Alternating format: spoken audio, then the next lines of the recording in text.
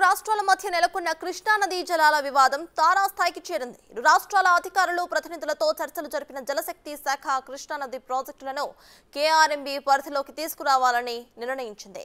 మంగళవారం CWC director Ramesh Kumar నేతృత్వంలో national dam safety authority బృందం శ్రీశైలం ప్రాజెక్టును సందర్శించింది. నిన్న సాగర్లో పర్యటించింది. ఇవాళ కూడా సాగర్లో ఈ బృందం పర్యటించబోతుంది.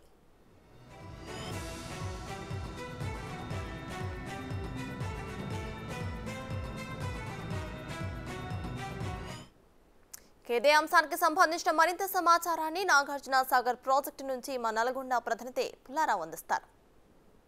కృష్ణానది జలాల విషయంలో ఇరు తెలుగు రాష్ట్రాల మధ్య తలెత్తినటువంటి వివాదాల పరిష్కారం కోసం అని చెప్పి కేంద్ర జలశక్తి శాఖ రంగంలో దిగడం జరిగింది.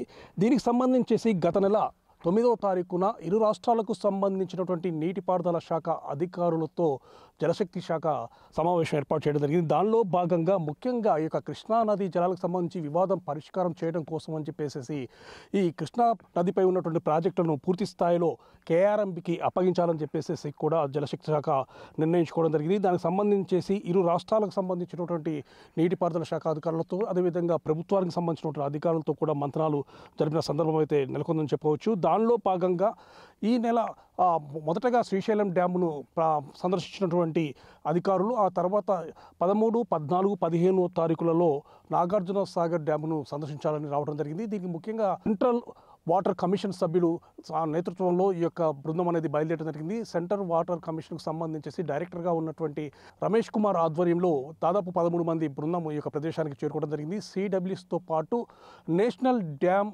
అథారిటీ సేఫ్టీ అథారిటీకి సంబంధించిన సభ్యులు అదేవిధంగా ఇరు రాష్ట్రాలకు సంబంధించినటువంటి నీటిపారుదల శాఖ అధికారులు కేఆర్ఎంబీ సంబంధించినటువంటి సభ్యులు మొత్తంగా కూడా 13 మంది సభ్యులతో బృందం అనేది నాగార్జున సాగర్ ప్రాజెక్టుకు చేరుకోవడం జరిగింది. నిన్నటి నుండి కూడా పరిశీలిస్తూ ఉన్నారు. నాగార్జున సాగర్ డ్యామ్కి సంబంధించి సేఫ్టీకి సంబంధించి అంటే ముఖ్యంగా పైన డ్యామ్కు సంబంధించి మరమ్మతుల విషయంలో కానీ అదేవిధంగా స్పిల్వే విషయము అదేవిధంగా క్రస్ట్ గేట్లు అదేవిధంగా gallery and ropes power stations కుడి కాలువ ఇరు రాష్ట్రాలకు సంబంధించినటువంటి కెనాల్ సంబంధించి హెడ్ రెగ్యులేటర్స్ తదితర విషయాలన్నింటినీ కూడా వాళ్ళు పరిశీలిస్తున్నారు. దీనికి సంబంధించేసి ఆయా విభాగాలకు సంబంధించినటువంటి అధికారులతో కూడా దానికి సంబంధించిన విషయాలు పూర్తి స్థాయిలో వాళ్ళు తెలుసుకుంటున్న సందర్భం అయితే ఉంది. ముఖ్యంగా డ్యామ్కు సంబంధించేసి వరదలు వస్తున్న సమయంలో డ్యామ్కు సంబంధించి భద్రత ఏ విధంగా ఉంది ఆ డ్యామ్ భద్రత ఏ విధంగా ఉంది అనే విషయాలు కూడా వాళ్ళ దగ్గర తెలుసుకున్నారు. ఎందుకంటే 2009 సంవత్సరంలో పెద్ద ఎత్తున వరదలు వచ్చినప్పుడు డ్యామ్కు సంబంధించి కొంత అభద్రతా భావం కూడా నెలకొందని చెప్పవచ్చు. డ్యామ్ కూడా చాలా ఇబ్బందికరమైన పరిస్థితులు తలెత్తాయి.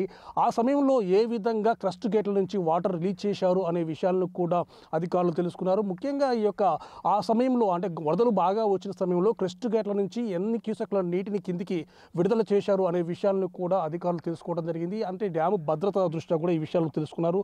ముఖ్యంగా క్రస్ట్ గేట్ల విషయంలో కూడా క్రస్ట్ గేట్ల మరమ్మతుల విషయంలో ఇటీవల కాలంలో కూడా తెలంగాణకు సంబంధించినటువంటి అధికారులు కూడా కొన్ని ఎలిగేషన్స్ కూడా లేవనెత్తడం జరిగింది. ఎందుకంటే డ్యామ్ పూర్తి స్థాయిలో తెలంగాణ రాష్ట్ర ప్రభుత్వ పరిధిలో ఉంది కాబట్టి ఆ యొక్క విషయాలన్నింటినీ కూడా డ్యామ్కు సంబంధించినటువంటి మరమ్మతుల విషయం మొత్తం కూడా మేమే చేపట్టడం జరిగింది. కానీ ఇటీవల కాలంలో తలెత్తిన వివాదం వల్ల ఆ 13వ గేట్ నుండి 26వ గేటు వరకు కూడా మమ్మల్ని రానివ్వనే పరిస్థితి ఉంది. రేపు జూన్ మాసం స్టార్ట్ అయిన తర్వాత మళ్ళీ వర్షాలు పడతాయి, డ్యామ్లోకి వాటర్ వచ్చి చేరుతుంది. ఆ సమయంలో వాటర్ రిలీజ్ చేసేటప్పుడు క్రస్ట్ గేట్ల యొక్క మరమ్మతులు చేయనట్లయితే మాత్రం డ్యాము మాత్రం ప్రమాదకరమైన పరిస్థితి తలెత్తే అవకాశం ఉంది. కాబట్టి ఆ మరమ్మతుల కోసం అని చెప్పేసి మాకు అవకాశం ఏంటని చెప్పేసి కూడా తెలంగాణ రాష్ట్రానికి సంబంధించిన నీటిపారుదల శాఖ అధికారులు చెప్పినప్పటికీ కూడా ఏపీ సంబంధించిన అధికారులు దానికి అంగీకరించకపోవడంతో దాని విషయాన్ని కొద్దిగా ఒక రకమైనటువంటి ఎలిగేషన్స్ అయితే క్రియేట్ కావడం జరిగింది. సో ఈ ఎన్ని వివాదాలు తలెత్తిన నేపథ్యంలో ముఖ్యంగా ఈ జల వివాదానికి సంబంధించి అంటే ఏ రాష్ట్రానికి ఎంత వాటా ఉండాలి అనే విషయంలో కూడా ఇరు రాష్ట్రాలకు సంబంధించి మాత్రం భేదాభిప్రాయాలు రావడం జరిగింది. అందుకోసమే పూర్తి స్థాయిలో ఈ యొక్క ప్రాజెక్టులను మొత్తం కూడా కేఆర్ఎంబీకి అప్పగించాలని చెప్పేసి కూడా కేంద్ర జలశక్తి శాఖ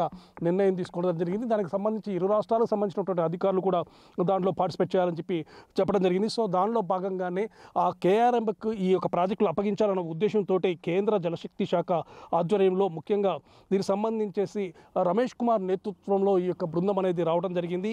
మొత్తం కూడా 13 మంది సభ్యులుగా ఉన్నటువంటి ఈ బృందం డ్యామ్ సేఫ్టీ బృందం మొత్తం పూర్తి స్థాయిలో ఇక్కడికి రావడం జరిగింది. మొత్తం 4 విభాగాలు కూడా దీంట్లో రావడం జరిగింది. కేఆర్ఎంబీ అదేవిధంగా నేషనల్ డ్యామ్ సేఫ్టీ బృందము అదేవిధంగా సెంట్రల్ వాటర్ కమిషన్కి సంబంధించి ఆ సభ్యుల నేతృత్వంలోనే పూర్తి స్థాయిలో రావడం జరిగింది. ఇరు రాష్ట్రాలకు సంబంధించిన అధికారులు కూడా దీంట్లో పాల్గొంటున్నారు.